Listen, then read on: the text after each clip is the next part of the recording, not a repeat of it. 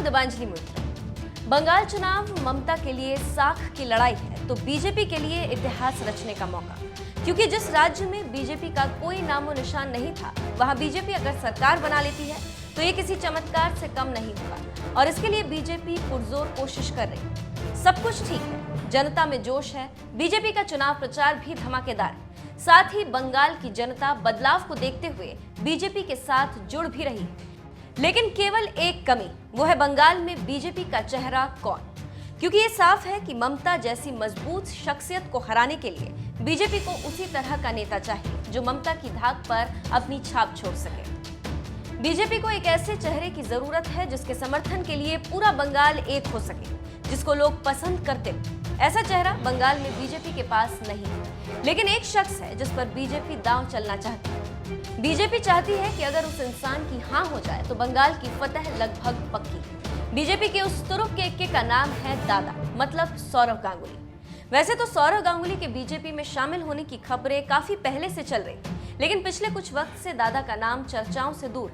लेकिन जिस तरह से राजनाथ सिंह ने दादा के छक्के का उदाहरण देते हुए बंगाल की रैली में अपनी बात कही, उसने ये सवाल खड़े कर दिए हैं कि क्या दादा की बीजेपी की पिच पर खेलने के लिए तैयारी शुरू हो रही? क्या दादा बीजेपी की पिच पर खेलकर ममता को सत्ता से दूर करने में बीजेपी की मदद करेंगे? पहले आपको राजनाथ सिंह के उस बयान को सुना देते हैं जो उन्होंने बंगाल में दिया। सौरव गांगुली का सिक्सर देखा है कि नहीं? देखा है, बड़ा तेज छक्का मारते हैं सौरव। अच्छा यह बताइए, उनका सिक्सर मशहूर क्यों था, उनका छक्का मशहूर क्यों था? ना इसलिए मशहूर था, आपको नहीं मालूम, मुझे मालूम है।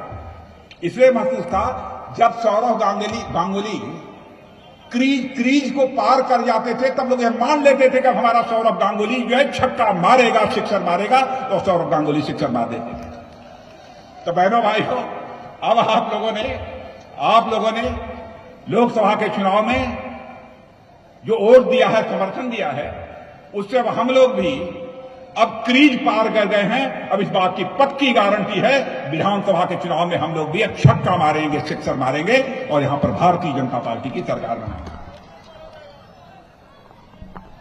और इसलिए ज्यादा कुछ न कहते हुए मैं यही कहूंगा, बूथ स्तर पर सारे कार्यकर्ताओं को लगकर काम करने की जरूरत है।